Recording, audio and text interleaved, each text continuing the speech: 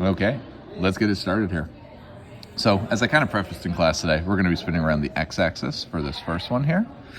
And we're going to find a region that we've already done already. Square root of x from 0 to 1, I think was our first washer problem we did, period. So if we're spinning around the axis this way, should be looking like this, except now it's saying we want to use shells for this specifically. So if we're using shells for this, what this is going to look like,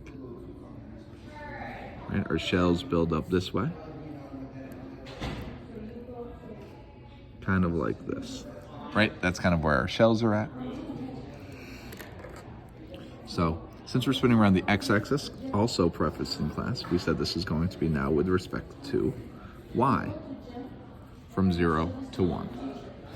We have the 2 pi that's there, and now we have to think, well, what's the height of this function? The height of this function is y, right? It's going along with whatever is there.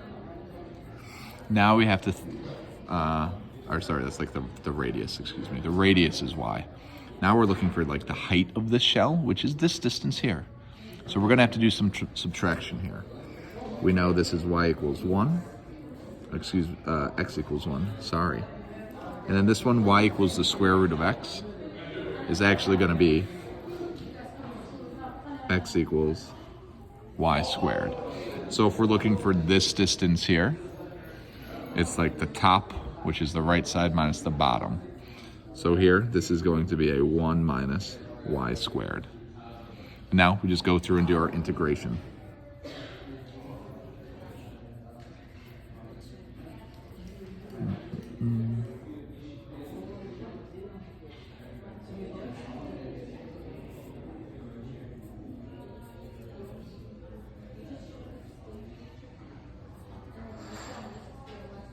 One half minus a quarter is a quarter. 2 over that, we should get pi over 2 is our answer.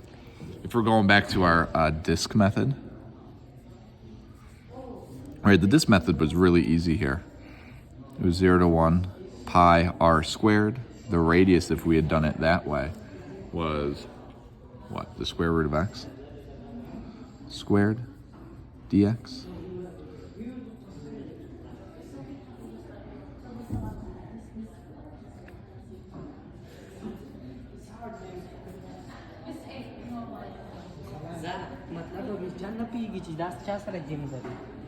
So we got pi over 2. A little bit easier setup for the disk instead of the shell method, but we still arrived at the same answer. Just showing you that this shell method is actually a little bit more difficult for this specific problem, whereas disk would have made it way more easy to complete. Either way, you can still get there. And I lied slightly in class. I said we're doing 2 revolving around here. This one isn't quite revolving around there. Oh, and I botched it and I didn't even draw it beforehand. So now you're gonna have to sit and watch me draw this for like 2 seconds. So this function, the zeros here, if you don't know where those are,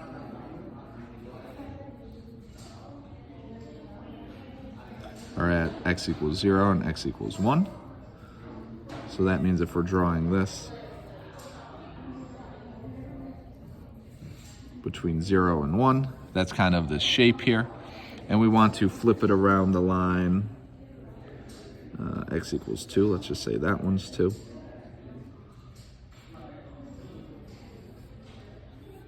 So this was our original shape.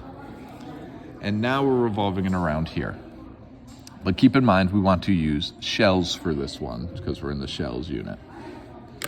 So let's see how that would be done. So let's think of our shells kind of like this.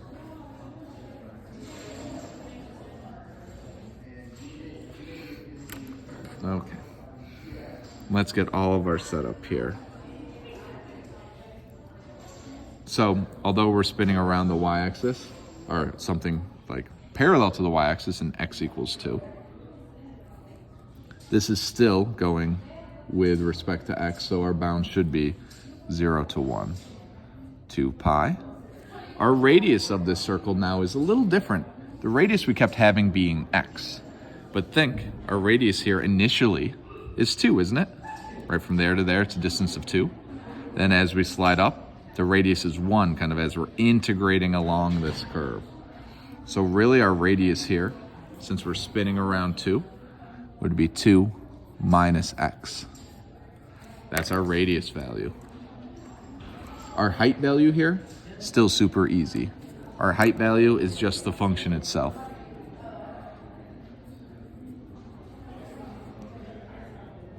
Right, top function minus bottom, the bottom's 0. So x minus x squared. So think about that radius for a second. Since we're spinning around it here, 2 is the largest it is, right? Plug in 0 initially. 2 minus 0 here, that's a radius of 2. As we go up to 1, the radius is 1. 2 minus 1, oh, that's 1. This is kind of a confusing thought. Now we can kind of just power through and do the math here. I'll actually 2x minus 2x squared minus another x squared plus an x to the third dx. These combined here in the middle.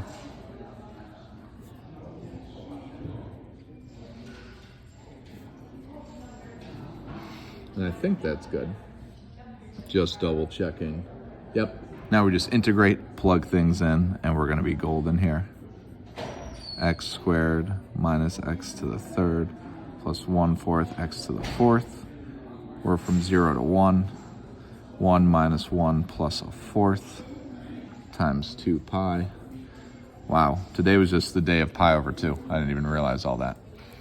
And we squeeze it in just under 7 minutes. Great. Everyone enjoy your weekend. Oh, and the homework ones, as maybe it's under 7, are going to be 9 to 14 in this section that we'll be looking at. Okay, enjoy your weekend, everyone. See you back here on Monday.